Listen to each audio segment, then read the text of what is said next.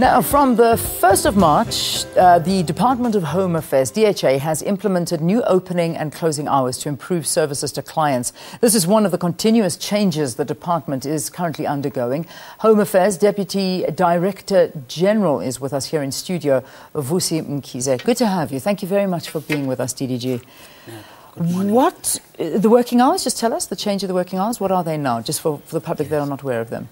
No, thanks, Leanne, and good morning to your viewers. The morning hours, we were starting at 7:30 for the public. Now it's going to be at 8.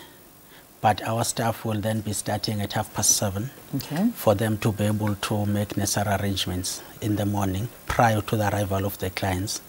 And then we'll be closing at 4:30 for the staff, but at 4 o'clock for the citizens, the public. Yeah. So operating hours are now from 8 until 4:30. Yeah. And previously they were from? 8 until 4. Oh, 8 until 4, I beg your pardon.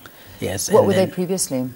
Previously they were at until 4:30. It was 7:30 until 4:30. Okay. And then the staff would close at 5. Okay. Why are you cutting the hours? No, we're not necessarily cutting hours, but the challenge has been the citizens continuously raising issues around the availability of staff, in particular between the very peak hours. Yeah. So what we had to do was to just analyze the challenges that they were facing, because the previous hours we were faced with off days because the staff were still having the shift system, but it was creating challenges of staff shortages at crucial moments. And that means at about between 8 and 4, you will have staff that is either off because they were working on Saturdays, or you will have a staff that would arrive, the shifts were multiple shifts. So that created a problem of the citizens not being able to have all counters manned. Yeah. Now we're increasing the capacity during the very peak moment when the citizens are there. Yeah. And Saturdays are the worst affected, because we would have about 33% of staff. Now we will be having about 50% or more.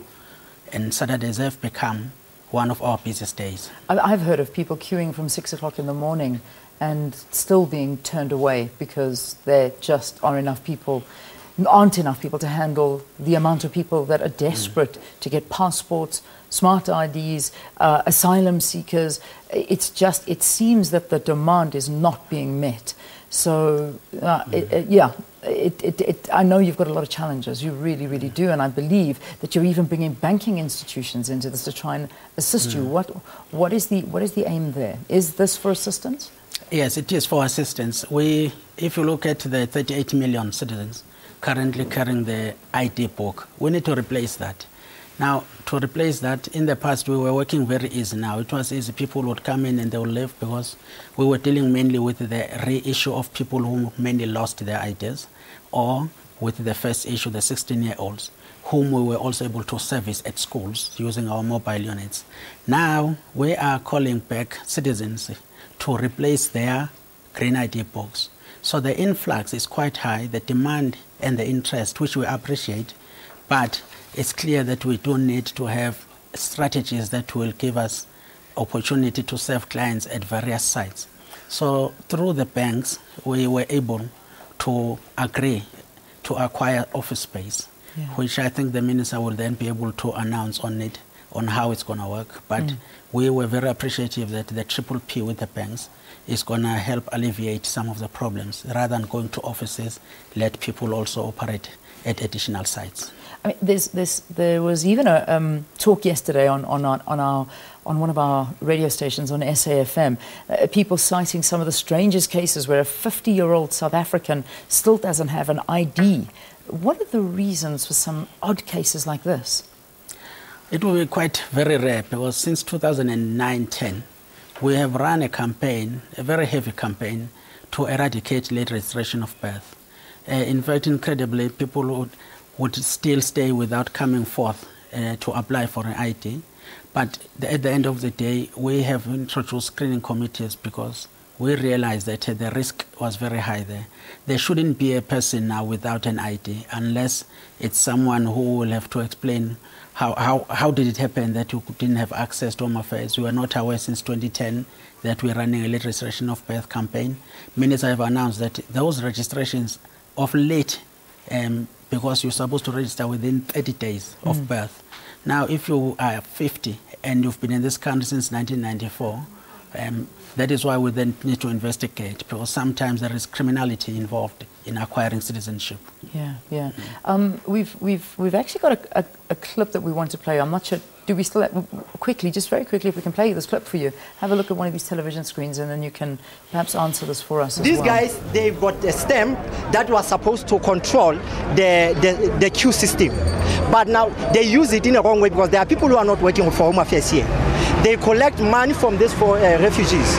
Many of them here, even 90% of these people, they've paid those 200 rand. Each stamp is 100 rand. You see, this is a big issue. This is a very big issue. How are you dealing with this fraud? Yeah, firstly, we must clarify that we had a challenge as a department where there were people who called the runners, who will do what we call queue for you and all those things. Those people, we were even taken to court because we tried to stop it from the local offices. Now, at the refugee centers, you still have this problem. We have tried now in Marabastad to say people must come inside because we can only take so many. We don't want to promise what we can't deliver. So what happens with this, we have partnerships with SABC, which is the police. We've got private security that is supposed to man these people. Yeah. But quite clearly, the problem of corruption permeates through, and we are doing everything we can, introducing the cameras to monitor what's happening. But at the end of the day, people must understand also, because it takes two to tangle. Now you find that the corrupt and the corruptee, we are trying to encourage them to say, we will take you up to so far. But this tendency of trying to jump the queue is our bigger problem. Yeah. But we have strengthened security around, particularly in Marabastad, where we've been facing this challenge of alleged corruption in that environment. All right. I so desperately want to keep you on, but we have to wrap the interview. We've got the news to get to at 7 o'clock. Vusi Mkhize, who is the Deputy Director General in the Department of Home Affairs, this isn't the last time we'll speak. We'll certainly bring you in for another extensive interview with regard to Home Affairs. Lots of issues need to be discussed there. We'll quick break, a little bit late with the news at 7, but we'll bring it to you shortly.